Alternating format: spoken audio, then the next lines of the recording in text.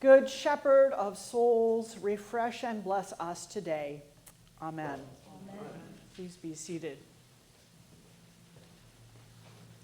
Just lost our little lamb. I was going to ask her, what does a sheep say? I'm going to try on you the same poll I did with a group I was doing a lectionary study with over Zoom the other day. Jesus gives us two images for his role. One is, I am the shepherd, and they know my voice. The other is, I am the gate for the sheep. So, which of these two do you prefer? Who prefers Jesus as a shepherd? And who prefers Jesus as the gate for the sheep? Any takers for the gate? I had two takers for the gate when I was doing my Bible study the other day, and I said, tell me why you prefer the image of the gate. And one of them said, well, I've never met a shepherd, but I know what gates do, and I know what gatekeepers do. Gatekeepers. We've probably all run into some gatekeepers in our life, right? Do you know that term? The gatekeeper is the person who decides who is in and who is out, often more out. And every system has gatekeepers. Families have gatekeepers. They are the ones who will make you feel welcome or make you feel unwelcome. They are the ones who will tell you the family secrets or hide them deeper. Organizations have gatekeepers. They're the ones who, when you're a newcomer, are you really welcomed? Well, there are a few gatekeepers who will either make you feel really welcome or really freeze you out. And you've probably all experienced both, depending on where you are. When I went to high school, the gatekeepers were the sporty people, the jocks. They were the cool ones. I was not a jock. And so I was never going to be in the cool group. That was all right. I didn't really aspire to that. But there were people who struggled with being frozen out. In organizations, when you first go to work, there will probably be some people who are welcoming and some who you find out are the gatekeepers for that lunch invitation or that promotion perhaps, or to the group that gets to advise the overseer. I don't know. You've met them. You know them. And so when Jesus says, well, I am the gate, some people might say, oh, is he keeping people out or keeping people in? Well, we have to think about this image of Jesus as the gate in light of what just happened before this story today, which is the story of the blind man who had been blind from birth, and Jesus came and gave him his sight. You remember that story? We read it in Lent. And the poor guy was really being harassed by his worship community. The gatekeepers were like, well, you can't be here anymore. You've turned to Jesus. And he was like, I don't know who Jesus is. Well, tell us. Well, he healed my eyes. And the ending of that episode is they cast him out. They shut the door. And so Jesus comes to find him to open the gate, to open a different gate, to a different fold, and to welcome him into that group. So when we hear this story, think of it as if you were someone who has just been shut out of the place you thought you belonged, and you are looking for the place where you are truly welcomed. That is the basis for this discussion Jesus is having. Have you felt welcomed when you first came here? Did you find welcomers, or did you find gatekeepers of the negative variety? Every church has some of each. I remember there's a wonderful set of books by Jan Karen about the parish in North Carolina, I think it was. Pardon? Mitford, yes, Mitford. Not Milford, but Mitford. And I believe that the gatekeepers the priest was most frightened of was the ECW, if I'm correct. He was terrified of the ECW. And the only reason he knew they had finally accepted him was when they baked him the famous orange marmalade cake. Then he knew he had been accepted. The gatekeepers had opened the door to him. We all have signals about how is the door open? Are you truly welcomed? Are you part of this fold? And unfortunately, an awful lot of Christian groups are much better at shutting the door than opening the door. We meet them, we say, well, if you're a this, you're out. If you act like this, no way. If you love this kind of person, keep out. But Jesus was about opening the door and letting everyone know, I know your name. I want you as one of my sheep.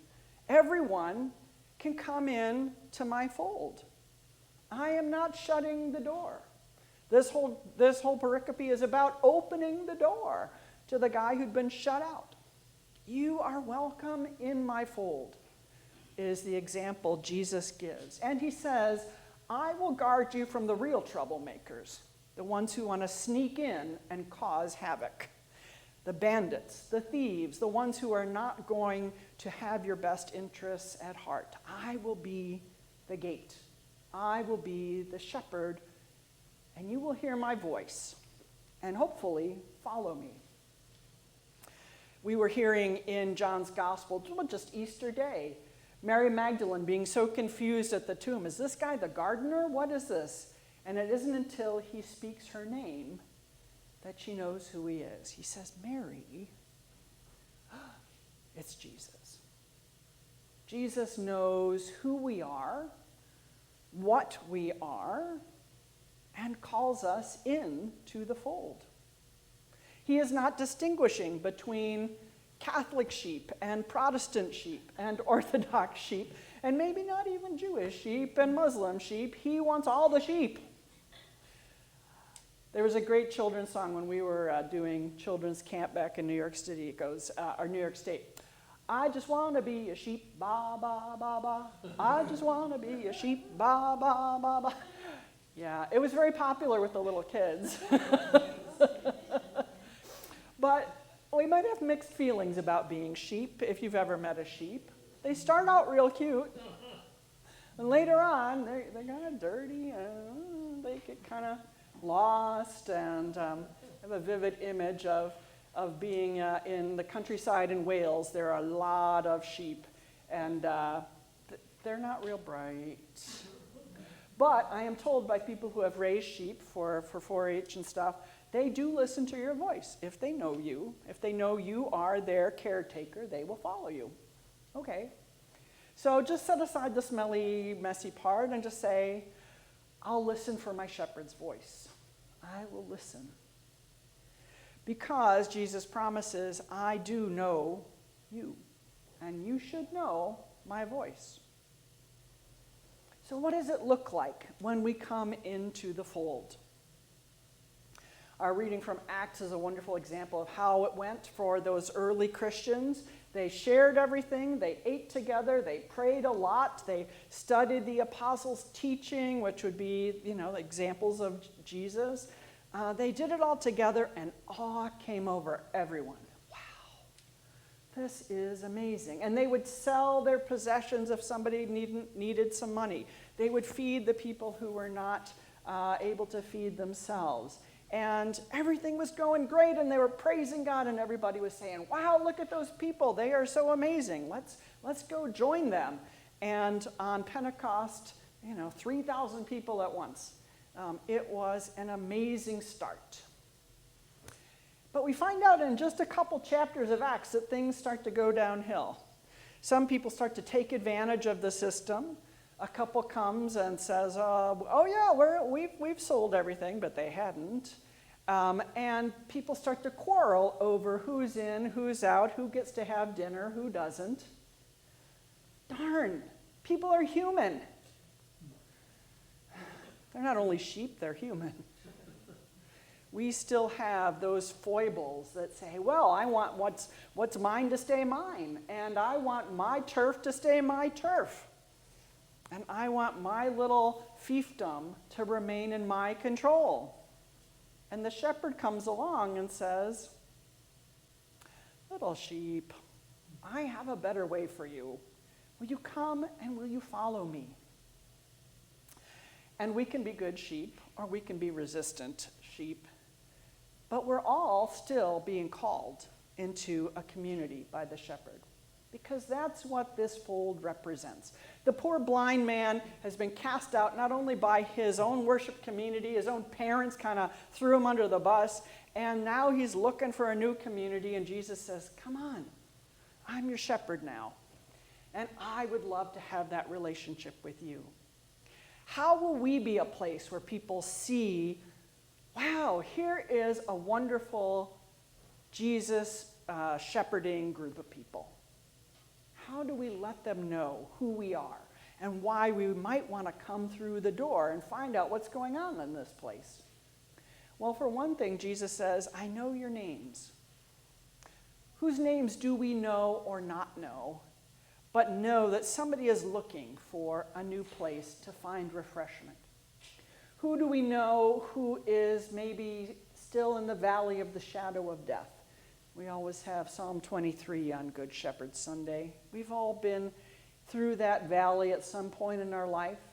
Do we know someone who's there now and needs a shepherd, needs someone to help them find the goodness in life, the fresh springs of water, the safety that they need? We may not be called to be shepherds. There's only one shepherd. That's Jesus. But sometimes I think we're called to be sheepdogs, like herd some flock a little bit here and there. Have you ever seen the movie Babe? The little pig who decides he's going to be a sheepdog. And the sheep are like, we don't like sheepdogs, they're mean. And so Babe talks nicely to the sheep. He says, come on, ladies, let's go this way next. And he leads them through this and that, There's different ways to be a sheepdog. But the shepherd is the one opening the doors. So we are not called to be the gatekeepers. We are called to be the gate openers, like Jesus. To say, here is good pasture.